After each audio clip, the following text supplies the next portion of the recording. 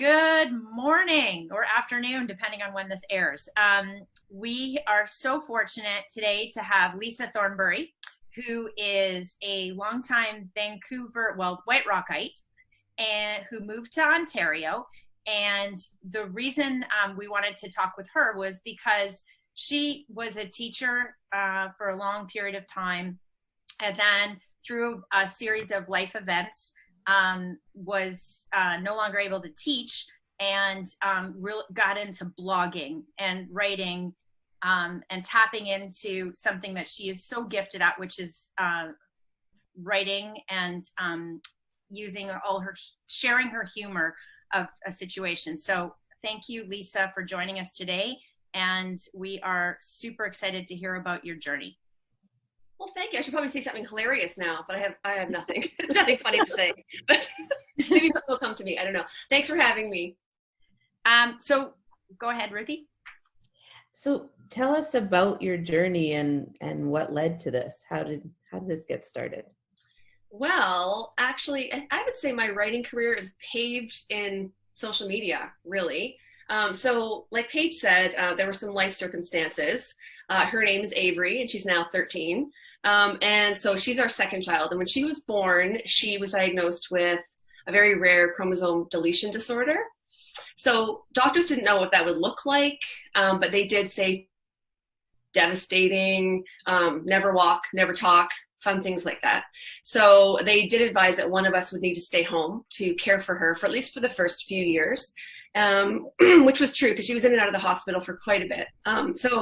So I stayed home. I left my job as a teacher. I taught grade 2. And on that first year home with her, I noticed there was a new social media platform called Twitter. And I was like, that is the stupidest thing I've ever heard. Who cares about retweeting what someone else said? That's never going to take off. But anyway, so what did I know? So I went on there and I started chatting with people, and it was kind of like the way I could be social with people from home, right? So doing a lot of that now as well. So then on there, I started chatting with Erica M. So she used to be with Much Music. She was the first female DJ. No, what do you call that? Not DJ. What do you call it? VJ. VJ, that's it, yes. And so I was chatting with her, and she had a website at the time called Yummy Mummy Club. So she said she was looking for a blogger to write about entertaining and just silly things that you would do at home. And so I was like, yes, please. So I applied for that, and I became a staff writer with her website. And I also had my own website, which I still do, called Forever in Mom Jeans. And I write about parenting, lifestyle, special needs parenting, things like that. And then I branched out to influencing, which I think I can't even say that word. Like if someone says, are you an influencer? I feel like such a poser. It's so weird. But yeah, so we do that. And then I do the social media for some brands. So sort of like behind the scenes stuff there. Amazing. And then, so in terms of your, the writing, tell us a little bit about how, like, I'm just thinking about people in today's climate, they're at home.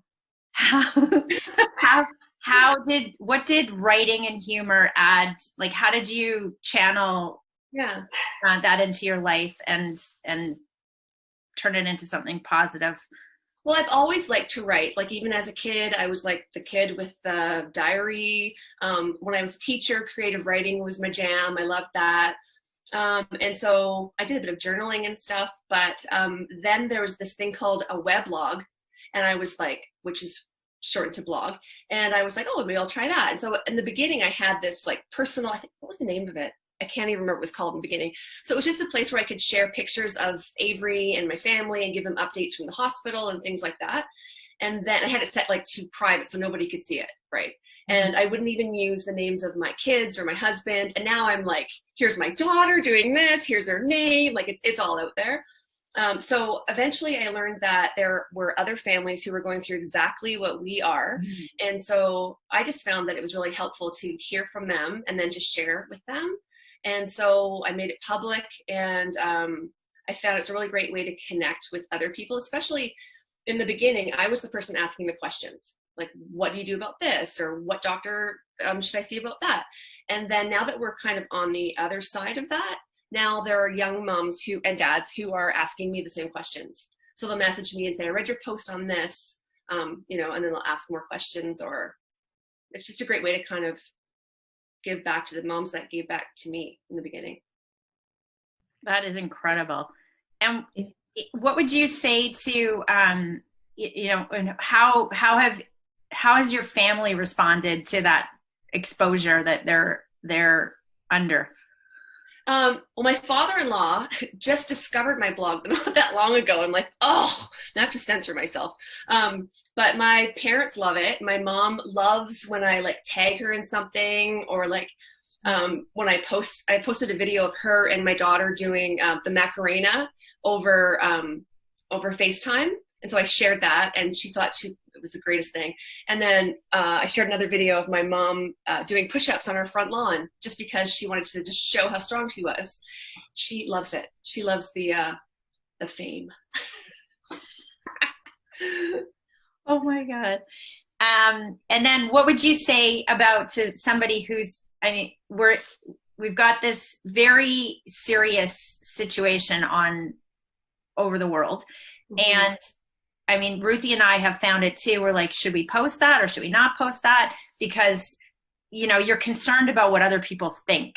And at some point, you know, what would you tell people about who are concerned about posting something that might be humorous in this era? Yeah, that's a really good question. It's a very fine line between funny and offensive, or not even offensive, but just being disrespectful, I guess, because so I heard a joke and I told it to my husband, and like, is that not hilarious? And I said, should I share that? He said, absolutely not.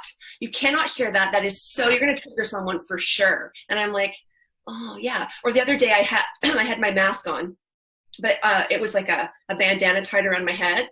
And so I took a picture and I said, can I share, like, am I going grocery shopping, or am I about to rob a stagecoach?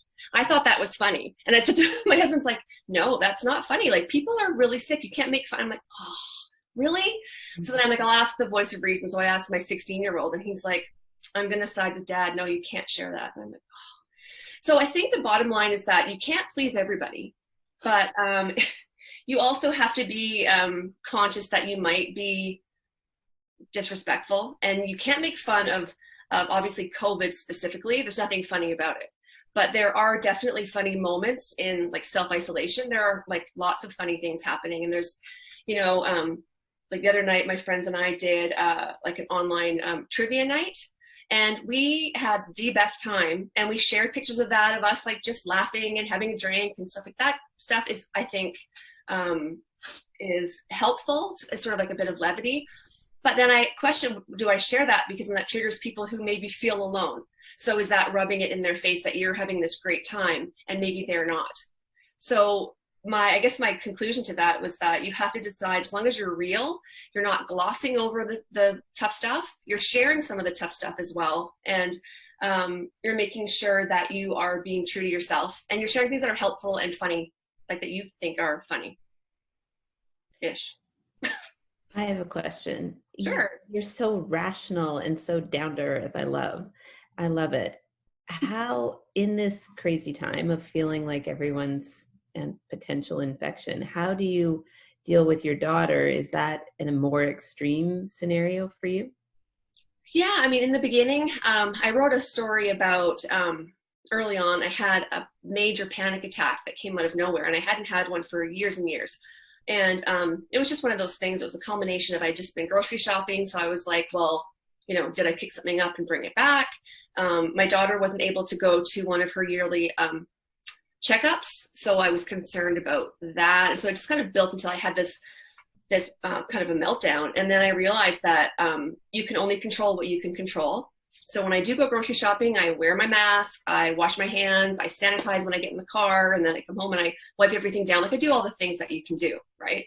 And beyond that, you just have to kind of expect that you're going to have bad days. You're going to have sad days, because we're human. And this is such a weird situation, and we don't really see an end to it. So it's not like we can say, well, as long as we can hold out till, 3 Tuesdays from now, we'll be fine. There's no date. So we just kind of have to accept each day and know that some days I'll get up and put my workout stuff on and I will exercise. Or yesterday I wore my workout clothes all day and I ate chips and I did absolutely nothing. Like, some days you brush your hair, some days you just have to just go with it. Yeah, that's awesome. You know, I have makeup on for the first time. Oh my gosh. Speaking of, I have to show you something. Oh, oops. Okay. Does it look familiar, Paige? Flipping it upside down. You donkey. Oh, good times, right? That was like look at those moments wistfully and just, remember the good times. Oh my God. That's so cool. We were in Southeast Asia. Yeah. And we just ran into each other as you do in Malaysia. You're just like, hey, like, how did that even happen? I don't know. And it was before there was email. Or phones. Yeah. Yeah, exactly. So Lisa, what is the silver lining you're going to take away from this unusual moment in history? Yeah, you know what? I was thinking about that the other day. It's kind of a loaded question in that there's people, I think you've probably seen them on social media, sharing like they're baking bread and they're making all these crafts and they're doing all these amazing things and they're like, writing their novel, and that's great. That's great. But it is, sometimes I look at it and go, oh man, like all I did today was one load of laundry and that's all I can do, But I think there are positives, like for my daughter, for example, because she's a busy person. So she's like at school full time. She does like a million activities and she's got all these things. And so we don't spend a lot of time like pretending and playing. And so the other day, she was that bored. I heard her, she set up a store in the house and she had like all these things that she was selling. They were all my things. So I was out $25 buying my own things back. But she's like, yeah, it's really slow today. And I'm like, yeah, it is. So we kept taking turns. It was just the cutest thing. And I thought this wouldn't have happened if she was still immersed in her busy life, and then my son's picking up his guitar and playing guitar again. We're playing the occasional board game when we're not too tired, and so those are pretty special. So I think we're going to look back on those moments and be like, that was an added bonus, I agree. Well, thank you so much, Lisa. Thanks for having me. Lisa, be well. You too.